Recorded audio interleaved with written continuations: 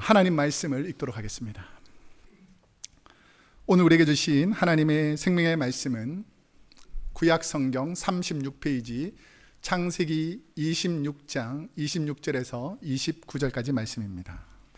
아비멜렉이 그 친구 아우삿과 군대 장관 비골과 더불어 그랄에서부터 이삭에게로 온지라.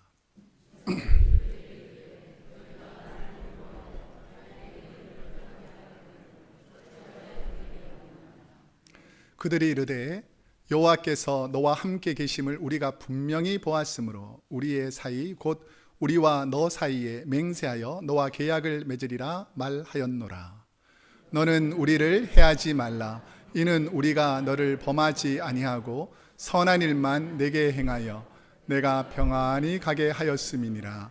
이제 너는 여호와께 복을 받은 자니라. 아멘. 오늘은 창세기 26장 26절에서 29절까지 말씀을 중심으로 여호와께 복을 받은 사람이라는 제목인데요.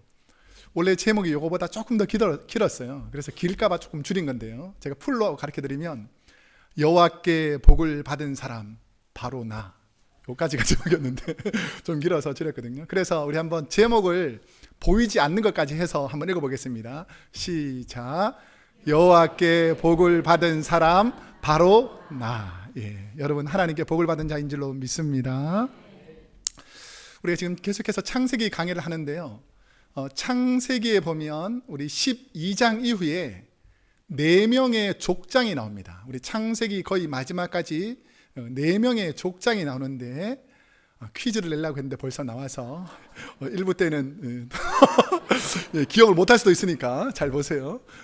금세 무슨 일이 있었는지 잘 모를 수도 있습니다. 자, 4명 있어요. 4명. 누굴까요? 첫 번째는 아브라함, 두 번째는 이삭, 세 번째는 야곱, 네 번째는 요셉이에요. 자, 그런데 이제 여기서부터 이제 퀴즈인데 모르는 것처럼 하고 맞춰야 됩니다. 그 4분이 아브라함, 이삭, 야곱, 요셉 이 4분이 창세기 12장 이후에 거의 족장으로서 계속해서 성경책에 나오는데 제일 오래 살았던 사람이 있습니다. 제일 오래 살았던 사람. 거의 100% 맞출 수 있는. 우리 다시 스크린을 보여주시면 아브라함은 몇 세요? 175세까지 사셨습니다. 이삭은 180세, 가장 오래 사세요. 그 다음 야곱은 147, 요셉은 110세까지 삽니다. 그 창세기를 전체 50장으로 봤을 때에 아브라함이 12장 이후에 아브라함이 나오는 스토리를 쭉 모아보면 한 12장이 조금 넘습니다. 그리고 야곱과 요셉의 스토리도 거의 12장이 넘어요. 많아요. 그런데 가장 오래 살았는 이삭에 관한 스토리는 다른 사람, 아브라함 나올 때 조금 나오거나 야곱 나올 때 겹쳐서 나오는데 이삭에 관해서만 나오는 홀 전체 장이 이삭에 관해서 나오는 장은 오늘 본문인 26장밖에 없어요. 그러니까 보통은 사람이 살면 행적이 많잖아요. 그런데 가장 오래 사신 분인데 내용은 가장 적다는 것입니다. 자, 왜 그런지 2가지 정도로 추측해 볼 수 있죠. 첫 번째는 뭐냐면 오랜 기간 살 동안에 큰 어려움이 없었다는 거예요. 뭐 적을 만한 힘들었다, 고통스러웠다 이런 힘든 내용을 적을 필요가 없기 때문에 내용이 간단합니다.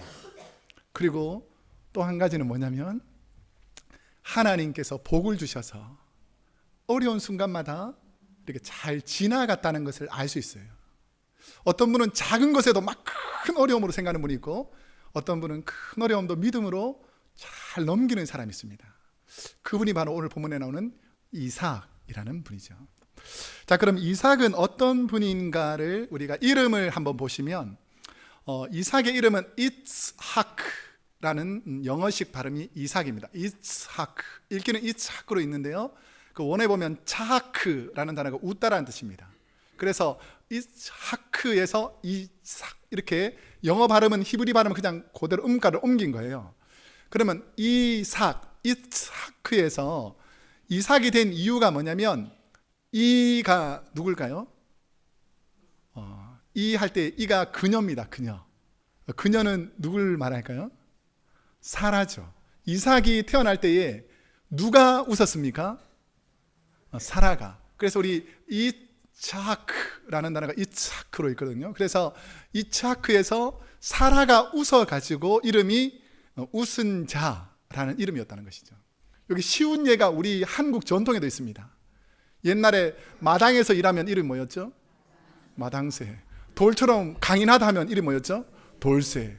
끝에 태어났으면 끝순이, 말자 뭐 이름이었던 것처럼 그 사람의 특징을 감아서 구약시대에 많은 이름이 있었어요. 그래서 이스차크, 그래서 웃었던 자라고 해서 이삭이라고 불리게 됐습니다. 근데 이삭은 그 이후에 큰 스토리가 별로 없는데 아브라함하고 우리 지난 설교 시간에 들었던 아브라함하고 유년 시절에 아주 큰 일을 겪습니다. 뭐였죠? 모리아 산에 가서 죽을 뻔했잖아요. 그 고난 속에서도 아브라함이 죽이는 줄 그 위급한 상황에서도 이삭은 순종합니다. 조용히 아버지의 말을 따르죠. 자, 이 정도만 있는 것이 아니라 또 이삭은 40살에 결혼을 해요. 40살에. 근데 결혼 스토리가 보통 분들하고 상당히 다릅니다. 야곱 같은 경우에는 아내를 취하려고 막 노력하고 아브라함도 이리저리 이렇게 많은 부분이 있었는데 이 이삭의 결혼 스토리를 보면 아버지가 종 엘리에셀을 통해 가지고 하란이라는 고향 땅에 가서 처녀를 구해오면 얼굴도 한 번 안 보고 어떻게 합니까? 결혼하기로 벌써 생각하는 거예요. 혹시 남자분들 그렇게 할 수 있겠습니까? 우리 여성분들도 남편을 맞이할 때 그렇게 할 수 있을까요? 보통 힘든 일이 아니라는 것입니다. 근데 이게 순종하는 자녀로 잘 지내니까 하나님께서 복을 주셨다라는 것을 알 수 있죠. 그 다음에 이 이삭이 40세에 결혼을 했는데도 불구하고 60세까지 거의 20년 동안 자녀가 없습니다. 근데 성경 어느 스토리에도 보면 이삭이 막 불안해하거나 초조해하거나 염려하는 부분이 전혀 나오지 않습니다. 그러면서 그 다음 스토리가 뭐냐면 결혼한 스토리 바로 다음이 자녀를 낳는 스토리예요. 에서와 야곱을 낳습니다. 그 다음에 75세가 되었을 때에 아브라함이 몇 세일까요? 너무 어려운 문제를 드렸습니까? 아브라함이 몇 세 애를 낳습니까? 100세. 이삭이 75세가 되었어요. 그럼 아버지가 몇 세가 됐을까요?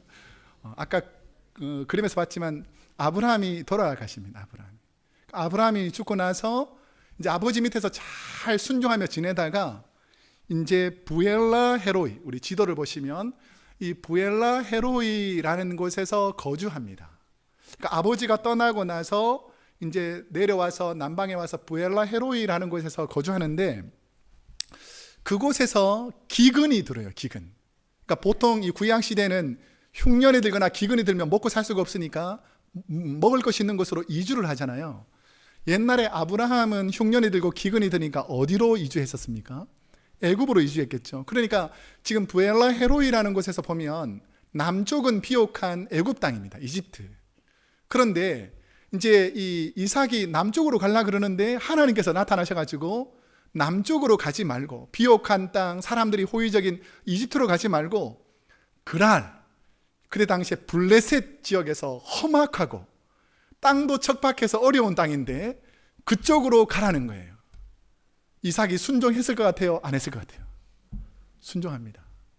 그럼으로 인해서 이 그랄 땅에서 있었던 스토리가 오늘 본문에서 시작되는 내용입니다. 오늘 본문 우리 앞부분에 보면 하나님의 말씀에 순종하여 블레셋 그랄 지역에 왔을 때 하나님이 어떤 복을 주시는가, 하나님이 가라는 이 블레셋 지역에 왔을 때에 12절과 13절을 한번 읽어보겠습니다. 시작. 이삭이 그 땅에서 농사하여 그 해에 100배나 얻었고 여호와께서 복을 주심으로 그 사람이 창대하고 왕성하여 마침내 거부가 되어.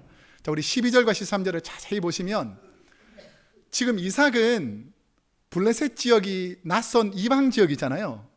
그 블레셋 사람들도 나름대로 농사를 짓고 소출을 얻었을 텐데 블레셋 사람들이 만약에 하나를 얻으면 이삭은 갔던 그 해, 그러니까 몇 년 지나고도 아니에요. 그 해에 갔더니 몇 배의 소출을 얻는다고요?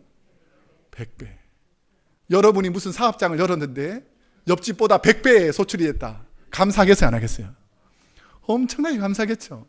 그런데 그게 한 해로 끝마치는 것이 아니라 100배나 얻었고 여호와께서 계속 이삭에게 복을 주는 거예요. 하나님 잘 섬기니까. 그러니까 창대하고 왕성하여져 가지고 그 지역에서 뭐가 되었다고요? 거부가 되었다.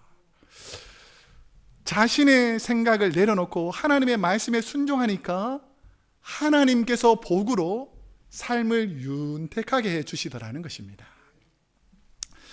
이삭이 농사를 짓던 그 그랄 지역은 이집트처럼 농사하기 좋은 지역이 아니고 척박한 땅이었어요. 척박한 땅. 그래서 이스라엘 지역 자체가 일부 갈릴리 지역 외에는 거의 다 대부분 척박한 땅입니다. 다 그러다 보니까 농부가 이렇게 씨를 뿌리고 나갔을 때에 이게 씨앗이 뿌리를 내려서 자랄 때까지 비가 내리지 않으면 다 죽거든요. 자, 그런 상황에서 하나님 앞에서 기도하는 내용이 시편 126편 5절에 보면 이렇게 나옵니다. 농부들의 그때 당시 심정이 한번 읽어볼까요? 시작. 눈물을 흘리며 씨를 뿌리는 자는 기쁨으로 거두리로다. 그러니까 눈물을 흘리면서 하나님 도와주십시오라고 기도해야 기쁨으로 거둘 수 있는 그런 척박한 땅이었다는 것입니다. 이삭이 매년 그랄의 다른 농부보다 100배의 결실을 얻은 것은 이삭이 농사 기술이 무슨 대단했거나 사람이 많아서 힘을 잘했던 것이 아니라 오늘 본문에는 누가 복을 주셔서 그렇다고요? 하나님께서 복을 주셔서 잘 되도록 해주시는 거예요. 하나님께서 오늘 우리 교회에 복을 주신 줄로 믿습니다. 하나님께서 저와 여러분의 가정에 복을 주신 줄로 믿습니다. 그러니까 복을 받은 사람들이 복을 누리게 되더라는 것입니다. 그런데 이삭이 하나님께 복을 받아 형통할 때에 주위 블레셋 사람들은 어떻게 반응을 보이는가? 우리 14절 말씀 한번 읽어보겠습니다. 시작. 양과 소가 떼를 이루고 종이 심이 많으므로 블레셋 사람이 그를 시기하여. 남이 잘 되니까 어떻다고요? 시기하더라는 것입니다. 원래 이거 블레셋 땅인데 웬 이방인이 와가지고 농사만 지면 우리보다 100배씩 얻고 막 너무 잘 되고 양도 소도 막 잘 되니까 배가 어떻다고요? 배가 막 아파지더라고요, 블레셋 사람들이. 그러면 블레셋 민족은 어떤 민족인가를 역사적으로 살펴보면 이스라엘 동남부의 5도시인 가사, 가드, 아스돗, 아스글론, 에그론, 이 그랄 지역에 있던 그 5 부족들이 한 나라를 이루고 있었는데 5개 도시 국가가. 그럼 이 도시들이 어떻게 생겼냐면 BC 1500년경에 그리스 지역에서 큰 전쟁과 어려움 때문에 힘든 사건이 벌어지고 이 크라타 문명을 가졌던 크라타 섬에 살던 사람들이 이 그리스 사람들에게 공격을 당합니다. 자, 그러니까 피할 길이 없으니까 이 지중해를 끼고 제일 먼 동쪽으로 이주를 했어요. 그 이주해서 우리 지도에 보면 팔레스타인 제일 남쪽, 우리가 보통 우리 이스라엘 그 전쟁할 때 보면 가자 지구라고 나오지 않습니까? 그 왼쪽 제일 남쪽 끝에 정착했어요. 이 사람들이 덩치가 크고 호전적이고 싸움을 좋아하는 민족인 거예요. 이게 성경에 보면 힌트로 나오는 곳이 있습니다. 블레셋 사람들에 대한 모습. 작은 다윗이 누구랑 싸운 줄 아세요? 골리앗. 이 골리앗은 거의 뭐 엄청난 덩치가 큰 사람이잖아요. 이게 블레셋 사람입니다. 그러니까 이 블레셋 민족들은 이 다윗 왕 때뿐 아니라 그 전에 보면 사사기 시대 때도 나오는데요. 사사 시대 때 이스라엘 백성들이 열심히 농사를 지어 놓으면 이제 추수할 때가 되면 블레셋 사람들이 쳐들어오는 거예요. 자기들은 시커 놀고 있다가 농사 지을 때마다 쳐들어와 가지고 곡식들을 다 빼앗아 가는 거예요. 그러니까 이 이스라엘 민족에게는 블레셋 사람들이 그리 달갑지 않은 민족 중에 하나입니다. 자, 그런데 이런 성품도 좋지 않고 기질적으로 나쁜 이 사람들이 하나님께 복을 받는 이삭을 보니까 배가 아픈 거죠. 이것을 성경에서는 뭐라 그럽니까? 시기심이라는, 시기심. 사람에게는 시기심이 있을까요, 없을까요? 다 있습니다. 겉으로 드러내느냐 안 드러내냐 뿐이지 남이 잘 될 때 늘 좋지 않은 마음을 품도록 마귀들이 심게 한다는 것입니다. 예일대학교 심리학 교수인 피 살로비라는 교수님이 인간의 시기와 질투의 쓴뿌리를 깊이 관찰해 보니까 어릴 때나 혹은 성인이 되었을 때에 왜 이 시기심이 생기는가를 봤더니, 잘 들으세요. 본인들도 좀 교정하시고, 남들에게 인정받지 못하는 사람들일수록 시기심이 많다는 거예요. 어릴 적부터 칭찬 못 받고 다른 사람한테 비교당했던 이런 인정받기를 원하는 사람들이 시기심이 많다는 것입니다. 그 다음에 또 하나의 문제가 뭐냐면 욕심이 많은 사람일수록 시기가 많다는 거예요. 남이 잘 되면 아 그렇구나 이렇게 받아들이는 게 아니고 내가 욕심이 더 많다 보니까 남이 잘 되는 것보다 내가 더 잘 되고 싶은 이런 마음이 시기심을 만들어낸다는 것입니다. 그렇다 보니까 이런 사람들은 남들을 배려하지 못하고 자기 중심적으로 살아가는 사람, 내 생각에 갇혀있는 사람, 나만 옳다라고 말하는 사람들이 주로 이 시기심에 빠진다라고 우리 예일대학교 심리학 교수님인 피터 살로비라는 분이 연구를 하게 됐습니다.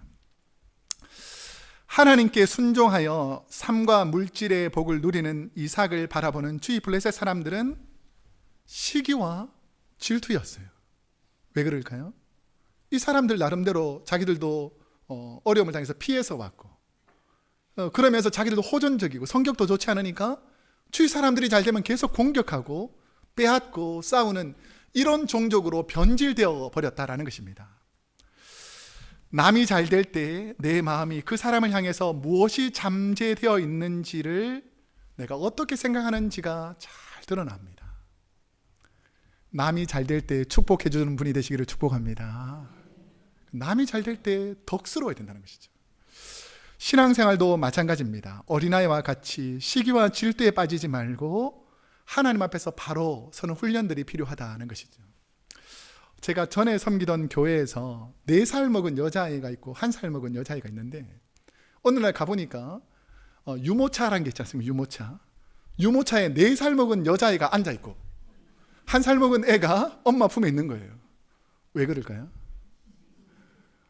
동생 뭐 필요 없다는 거예요. 내 동생이라도 시기와 질투심이 생기니까 그 자리에서 나오라는 거예요. 막 때를 쓰고. 왜 그러냐면 원래 그게 누구 거였다고 생각할까요? 자신일 거였다는 거죠. 자신 것도 아닌데 엄마가 사준 건데. 그런데 몇 년 전만 해도 자기가 타던 거라고 이제 4살이면 걸어 다녀도 되잖아요. 1살 차이 아이를 비키라 그러고 자기가 올라가 있더라는 거죠. 이게 뭐라고요? 시기라는 것입니다. 어린아이만 시기심이 있을까요? 모든 사람에게 이게 잠재되어 있다는 것입니다. 마귀는 시기와 질투를 넣어서 은혜를 죄의 자리로 변질시킵니다. 그 대표적인 사건이 창세기 4장에 보면 하나님께 예배드리는 귀한 예배의 자리에 가인과 아벨이 하나님께 예물을 드려서 예배를 드렸어요. 누구의 예배는 받고 누구의 예배는 받지 않죠? 가인의 예배는 형인 가인의 예배는 하나님께서 받지 않으시고 동생인 아벨의 예배를 받았어요. 자, 그랬을 때에 형이 그럴 수도 있네, 너그러운 마음, 시기심이 아니라 젠틀한 마음이 있고 하나님 은혜가 있었으면 넘어갔을 텐데 이 미움과 시기가 막 불일 듯 하니까 마귀가 그 마음을 주장하니까 어떻게 합니까? 동생을 돌로 쳐 죽이는 거예요. 이게 바로 시기심입니다. 이게 얼마나 무서운지 모른다라는 것이죠. 그런데 예수님을 믿는 우리는 미움과 시기의 마음을 마귀에게서 내 마음속에 미움과 시기를 넣으려고 할 때에 몰아낼 수 있는 능력이 있기를 축복합니다. 이게 바로 로마서 12장 21절 말씀에 보면 악에게 지지 말고 뭐라고요? 선으로 악을 이기라. 미움과 시기를 넣는 마귀들은 계속 우리 마음속에 미움과 시기를 넣으려고 하거든요. 그게 넘어가지 말고 지지 말고 선으로 하나님 말씀으로 기도로 하나님의 능력으로 미움과 시기의 마음이 올 때마다 예수의 이름으로 떠나라라고 외쳐야 된다는 것입니다. 여러분 마음속에 좀 안가품 같이 이렇게 딱 담고 있는 분 있죠? 자, 우리 한번 같이 한번 해보겠습니다. 예수의 이름으로 떠나라. 시작. 예수의 이름으로 떠나라. 이 마음은 하나님이 원하는 마음이 아닌데 계속 내 마음속에 미움과 시기를 품고 있으면 그 사람만 보면 짜증이 나고 화가 나고 문제가 생기는 거예요. 마귀는 주 안에서 한 형제된 우리를 시기와 질투라는 이 도구를 통해서, 욕심이라는 도구를 통해서 우리의 마음을 빼앗아가고 갈라놓고 문제를 만드는 것이 바로 마귀의 생각이라는 것입니다. 하나님의 은혜를 누리는 이삭을 시기한 그랄 사람들은 이삭에게 어떻게 하는가? 자, 20절에서 21절 한번 읽어보겠습니다. 시작. 그랄 목자들이 이삭의 목자와 다투어 이르되 이 물은 우리의 것이라 하매 이삭이 그 다툼으로 말미암아 그 우물 이름을 에색이라 하였으며 또 다른 우물을 팠더니 그들이 또 다툼으로 그 이름을 신나라 하였으며. 자, 이 이름에도 여러 가지가 있는데요, 두 가지를 제가 잘 설명해 드리겠습니다. 하나님의 사람이 잘 되니까 욕심과 이기심으로 가득 찼던 이 블레셋 민족에게 무슨 마음이 들었다 그랬죠? 시기심. 여기 시기심은 마음속에 있는 거잖아요. 이게 마음속으로 있던 것이 밖으로 표출되는 게 뭘까요? 다툼이에요, 다툼. 그러니까 남이 우물을 파놓으면 가서 싸우고 다투어가지고, 시기에서 멈추지 않고 가서 싸우고 다투어가지고 그 우물을 빼앗으려고 하는 것이죠. 그래서 이 에색이라는 단어가 다툼과 분쟁에서 힘으로 빼앗다라는 뜻이에요. 어떻게 한다고요? 힘으로 빼앗는 거예요. 그러니까 무슨 말을 하다가 안 되면 막 화내고 소리 지르고 막 자기 의사를 막 너무 개팍하게, 이런 식으로 블레셋 사람들이 하더라는 것입니다. 이 이삭의 목자들은 착하니까 그러냐 하고 이렇게 이삭의 말을 듣고 물러나는데, 이 사람들은 뭐 거의 뭐 잡아먹을 것처럼 아주 확 소리 지르고 이러니까 그래 너희들 해라 하면서 그 이름은 에색이라고 불러준 거예요. 그 다음에 가서 또 우물을 막 파놓으니까 어떻게 할까요? 따라다니면서 빼앗아가는 거예요. 따라다니면서 또 잘 되니까 또 따라와서 빼앗습니다. 또 다투고 빼앗는데 그곳 이름을 뭐라 부른다고요? 신나라고 불렀습니다.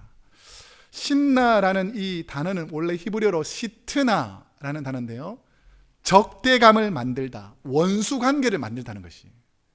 그러니까 같이 살면서 친하게 지내는 것이 아니라 남의 것을 빼앗기 위해서 시트나, 적대관계를 맺다, 원수관계를 맺다. 이 시트나라는 단어하고 어원, 말의 뿌리가 같은 단어가 사탄이라는 단어입니다. 시트나, 사탄. 그러니까 다투게 하고 분열하게 하고 내 마음속에 어려움을 주는 것은 다 그 뿌리가 뭐라고요? 사탄 마귀가 우리 마음을 분열하게 만든다라는 것을 알 수 있습니다. 26장에 보면 이삭의 우물 문제가 이 외에도 모두 합쳐서 26장에만 7번 나옵니다. 7번. 그럴 때마다 이삭의 목자들과 이삭은 어떻게 했을까요? 다투었을까요? 싸웠을까요? 아니면 하나님의 은혜로 그것을 주고 다른 곳에 우물을 팠을까요? 다른 곳에 판다는 거예요. 이 사람들이 빼앗아 가도 싸우지 않고, 나는 하나님께서 또 복을 주시니까 이거 너희 필요하면 가져라, 또 우물 파면 또 필요하면 가져라, 나는 하나님께서 복을 주셔서 내가 가는 곳곳마다 하나님께서 복을 주실 것을 믿고 가니까 남들이 바도하고 남들이 괴롭혀도 그게 전혀 문제가 안 되더라는 것입니다.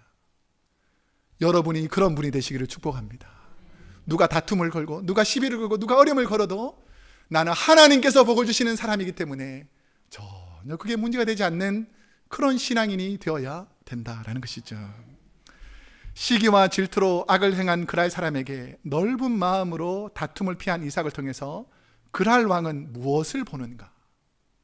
자, 이렇게 나는 악한 일을 하고 계속 시비를 걸고 문제를 삼는데 그랄 왕이 이렇게 하면 할수록 상대방이 좀 싸움을 걸어야 재밌을 텐데, 그래 뭐 가져라 이렇게 쓱 너그럽게 하면서 내가 잘못하고 있구나라는 것을 깨닫습니다.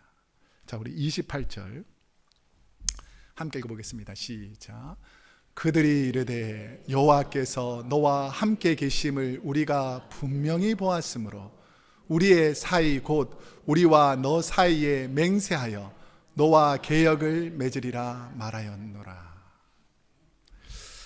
그랄 왕은 이삭의 너그러움과 피해를 주는 자신들과 다투지 않고 피하는 모습을 보면서 감동을 받습니다.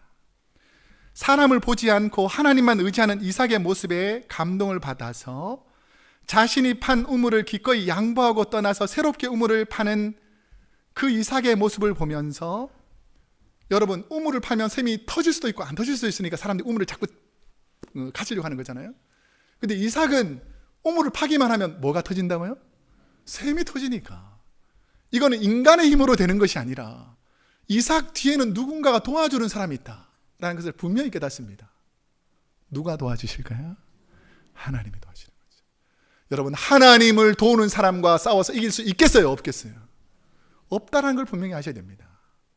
이삭이 하나님의 도움을 받는구나라는 것을 그랄 왕이 아니까 내가 이 사람을 잘못 건드렸다가는 큰일 나겠구나 라는 것을 깨닫게 되는 것이죠. 그러면서 이삭의 너그러움과 덕스러움에 그랄 왕 아비멜렉은 이삭을 어떻게 평가하는가. 자, 29절 한번 읽어보겠습니다. 시작. 너는 우리를 해하지 말라. 이는 우리가 너를 범하지 아니하고 선한 일만 내게 행하여 내가 평안히 가게 하였음이니라. 이제는 여호와께 복을 받은 자니라. 아멘. 요거 그냥 읽으면 잘 모르는데 자세히 보면 되게 얌체 같아요. 얌체. 이때까지 계속 괴롭히다가, 이때까지 계속 힘들게 했다가, 야, 이분은 하나님이 돕는 분이라는 걸 딱 알고 나니까 자세가 어떻게 합니까? 완전히 돌변합니다. 그러면서 너는 우리를 해하지 말라. 이는 우리가 너를 범하지 아니하고, 맞습니까? 새빨간 거짓말이죠. 선한 일만 내게 행하여, 야, 내가 평안히 가게 하였습니다. 다 거짓말이죠. 그러면서 이제 너는 여호와께 복을 받은 자이니라. 이삭의 덕스러운 행동에 이삭을 공격하고 괴롭히던 그랄 왕이 오히려 이삭에게 당신은 여호와 하나님께 복을 받은 분이다 라고 인정하더라는 것입니다. 저는 목회를 하면서 성도님들이 참으로 중요하다고 생각합니다. 저도 하나님 앞에서 중요하지만 목회자가 잘못하고 부족한 부분이 많잖아요. 이것을 꼬치꼬치 따지면서 막 뭐라 하고 소리 지르면 제가 기분이 좋겠어요, 나쁘겠어요? 그런데 참 덕스러운 분이 있어요. 야, 내가 이렇게 잘못하고 못함에도 불구하고 너그럽게 용서해주고 안아주니까 교회가 하나님 은혜로 가는구나 라는 것을 깨닫습니다. 이런 스토리를 가진 목사님이 계신데 이분이 이안 맥라렌이라는 목사님입니다. 이분이 나중에 엄청나게 하나님의 복음을 통해서 많은 성도들을 주님께 돌아오게 하는데 이분의 책에 보면 이런 스토리가 나옵니다. 이분이 이제 젊은 나이에 설교를 시작했어요. 그러니까 저도 처음에 설교할 때 어떻게 했나 기억해 보면 처음에 설교하니까 막 떨리기 때문에 토요일 날 저녁에 가서 강단에서 아무도 없는데 미리 연습해 봐요. 그래가지고 막 연습하다가 이제 몇 주에서 잘 되잖아요. 그러면 연습할 것 같아요, 안 할 것 같아요? 잘 안 합니다. 그 다음에 이제 원고를 쭉 이렇게 써서 하다가 이제 한번 외워봐야 되겠다고 해서 몇 가지를 외운 거예요. 정리 순서를 쭉 했어요. 근데 젊은 그 나이에 자기 생각과 지혜만 믿고 설교를 하다가 그 포인트에서 쫙 잊어버린 거예요. 생각이 안 나요. 그럴 때 이분이 어떻게 했냐면, 여러분 이 부분이 잘 생각나지 않는군요. 어저께 토요일은 분명히 설교 준비할 때 생각이 났는데 제가 조금 생각하고 다시 설명해 드리겠습니다 라고 말하곤 했다는 것입니다. 그게 몇 번 이렇게 있었던 것이죠. 자, 그러니까 이 시골 교회, 조그만 교회 목사님이 이렇게 실수하는 것을 그 성도님들이 어떻게 하냐면, 목회자를 사랑하는 성도님들이 초조해하거나 짜증내는 것이 아니라 낮주일 예배를 마치니까 한 성도님이 이렇게 말하더라는 것이죠. 목사님, 혹시나 다음에 또 생각이 안 나시거든, 그때는 우리에게 찬송가 한 곡을 부르라고. 그럼 우리가 찬송가 함께 부르면서 또 하나님이 생각나게 해줄 수 있으니까 찬송가를 한 곡 부르자고. 그 후로부터 찬송가를 몇 번 정도 불렀을 것 같아요. 여러 번 부르는데 오히려 찬송을 부르면서 은혜가 되더라는 거죠. 서로를 용서하고 받아들이는. 그래서 이 목사님이 이제 여러 지역에서 목회를 하시면서 마무리할 때에 많은 성도들 앞에서 한 간증이 있습니다. 그게 바로, 오늘날 내가 이렇게 목회자로 설 수 있었던 것은 그때 그 시골 교인들이 보여주었던 너그러운 마음과 사랑 때문이었습니다. 그들이야말로 진정한 성도이며 기독교인이었습니다 라고 고백하더라는 것이죠. 여러분, 하나님의 은혜가 임하면, 하나님께서 내게 복을 주실 것을 확신하면 주의 것에 너무 얽매이지 않는 너그러움이 있는 줄로 믿습니다. 우리 베드로후서 1장 5절에서 7절 말씀 한번 함께 읽어보겠습니다. 시작. 그러므로 너희가 더욱 힘써 너희 믿음의 덕을, 덕의 지식을, 지식의 절제를, 절제의 인내를, 인내의 경건을, 경건의 형제 우애를, 형제 우애의 사랑을 더하라. 아멘. 우리 크로스웨이 교회에 필요한 것은 믿음이 좋은 분들도 필요하고 지식과 경험이 많은 분들도 필요합니다. 그런데 하나님께서 우리 교회에 진정으로 필요한 것은 저와 여러분의 모습에서 이삭이 오늘 보여주었던 것처럼 주의 믿지 않는 분들에게 하나님의 사랑으로 덕스럽게 베풀어서 이분은, 우리 성도님들은 하나님께 복을 받은 분이구나 라고 인정받기를 축복합니다. 이제 말씀을 맺겠습니다. 우리 지역에도 주님의 성탄의 계절에 사랑이 필요한 분들이 많이 있습니다. 그래서 저희 교회는 이 성탄의 계절에, 제가 광고 시간에 말씀드렸지만 오클랜드의 연약한 분들을 위해서 조금이나마 추위를 덜게 하려고 외투를 준비해서 그들에게 나눠주려고 하고 있습니다. 또한 오클랜드의 전 세계 가난한 나라에서 배를 타고 와서 물건을 하역하는 외국인들에게 복음을 전해서 겨울 점퍼와 하나님의 사랑을 전하려고 하고 있습니다. 산불로 고통당하는 우리 이웃들에게 도움을 주고 전 세계 굶주림에 있는 어린아이들을 위해서 키즈 어게인스트 헝거라는 단체를 통해 매년 우리 교회가 하듯이 음식을 포장하여 전달하기로 이번 당회를 통해서 결정하게 되었습니다. 여러분, 너그러운 분에게 하나님의 더 큰 은혜가 임하는 줄로 믿습니다.